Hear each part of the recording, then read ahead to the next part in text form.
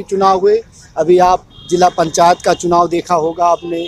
तो इसमें सरकार पूरी तरह तानाशाही पे उतरी हुई है, लोकतंत्र पूरा सरकारी मशीनरियों से चलाया जा रहा है, विपक्ष खुलेआम प्रचार नहीं कर पा रहा, लोगों पर मुकदमे किए जा रहे हैं, अंदर डाल दिया जा रहा है। लेकिन मिल्कीपुर की जनता सब जान रही है और अजीत प्रसाद, जो अवधेश प्रसाद जी की सीट खाली हुई, इससे विधायक होंगे और 50,000 के ऊपर के मतों से लीड करेंगे। सरकार अपना पूरा तंत्र लगा ले। जब छोटे से चुनाव के लिए मुख्यमंत्री को अपनी प्रतिष्ठा दांव पे लगानी हो, तो आप पत्रकार हैं, आप समझ लीजिए कि सरकार के पास कुछ बचा नहीं है। सरकार के पास कुछ बचा नहीं है, क्योंकि उनके पास जब कुछ बचा होता तो एक छोटे से उपचुनाव के लिए पूरी कैबिनेट दिल्ली से लेकर के और मुख्यमंत्री को अपनी प्रतिष्ठा दांव पर न लगानी पड़ती। अभी एक खबर और हाल में चल रही थी राजू दास को लेके, पूर्व रक्षा मंत्री, पूर्व मुख्यमंत्री, भारत रत्न से सम्मानित स्वर्गीय मुलायम सिंह यादव जी के बारे में अभद्र टिप्पणी किया है।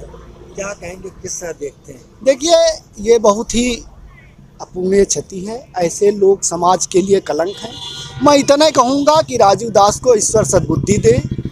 कोई भी राजनीतिक नेता हो, संत महात्मा हो, वो हमारे लिए पूजनीय है, आदरणीय है। और मुलायम सिंह जी तो इस धरती के पुत्र थे, उन्होंने देश समाज के लिए काम किया है, तो उनकी श्रद्धा। बाकी राजू दास की अपनी मेंटलिटी है, ईश्वर उनको सद्बुद्धि दे। अब तो ये मांग उठने लगी कि उनको हनुमानगढ़ी से निष्कासित, बिल्कुल निष्कासित कर देना चाहिए। ऐसे पद जहां संत महात्माओं का आचरण हो, देश को नई दिशा, नया मनीषी तमाम देखिए कि नई दिशा, नया संचार देते थे, तो राजू दास भी उसमें से एक हैं। लेकिन उन्होंने अपने पद प्रतिष्ठा का जो दुरुपयोग किया है, सत्ता पाने की लालच में कि हमको टिकट मिल जाएगा, भारतीय जनता पार्टी से हम विधायक हो जाएंगे, तो ऐसी मनोनीति रखने वाले को राजनीति और समाज दोनों से दूर रखना चाहिए। मिल्कीपुर के चुनाव में राजू दास के बयान से कितना असर पड़ेगा? राजू दास के बयान से कोई असर नहीं पड़ेगा। राजू दास का बयान बीजेपी के लिए नुकसानमय है।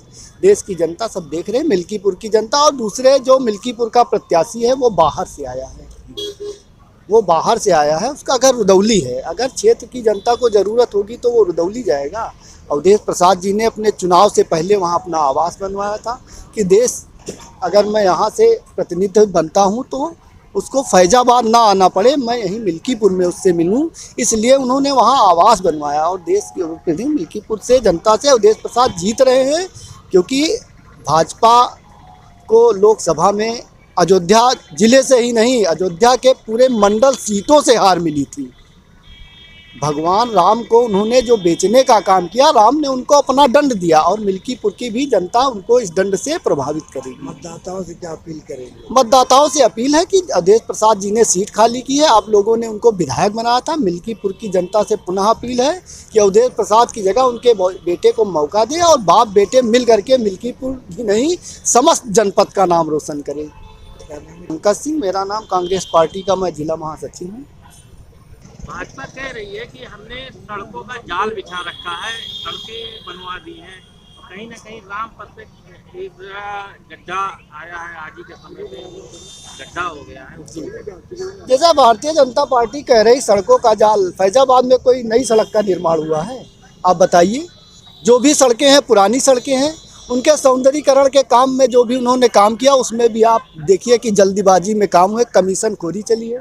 अभी आप देख लीजिए, बस स्टैंड के पास रामपथ नया बना हुआ है और बड़े बड़े होल हो गए हैं। तो आप जान सकते हैं कि सरकार में केवल कमीशन खोरी चल रही है, बाकी कुछ नहीं चल रहा है। मैंने फिर कहा ना कि मिल्कीपुर चुनाव में अगर विकास हुआ होता तो स्वयं मुख्यमंत्री को कमान न संभालनी पड़ती, 8-8, 10-10 मंत्री न लगाए जाते, पूरी सरकार तानाशाही पे न लगती, जनता यूं ही उनको जिता देती।